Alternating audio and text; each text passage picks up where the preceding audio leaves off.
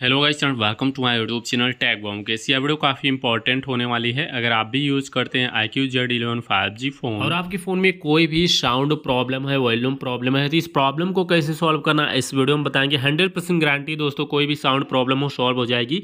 आप अपने फ़ोन के सेटिंग्स में आइए।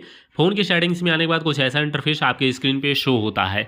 अभी यहाँ पे आपको क्या करना है, सबसे ऊपर सर्च बार मिलेगा। आपको सबसे ऊपर सर्च बार पे क्लिक करना है। सर्च बार पे क्लिक करने के बाद यहाँ पे लिखना मोनो या MONO। मोनो लिख के सर्च करिएगा। एक ऑप्शन आपको मिल जाएगा मोनो ऑडियो नाम से। आपको मोनो ऑडियो के ऑप्शन पे क्लिक करना है। मोनो ऑडियो पे क्लिक करने के बाद मोनो ऑडियो का ऑप्शन होगा, आप इसको ऑन कर दीजिएगा।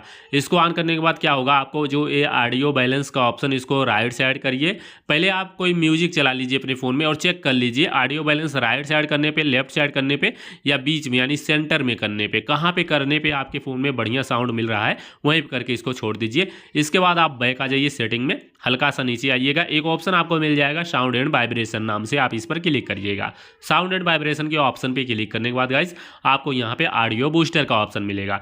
ऑडियो बूस्टर जब आपके फ़ोन में बंद होता है तो आपके फ़ोन में सिर्फ होता है 100% वॉल्यूम, लेकिन जैसे ही आप ऑडियो बूस्टर को ऑन कर सकते हैं ये वॉल्यूम डबल हो जाता है, यानी 150-200% तक वॉल्यूम हो जाता है। तो इस तरीके से साउंड प्रॉब्लम सारी सॉल्व हो जाएगी।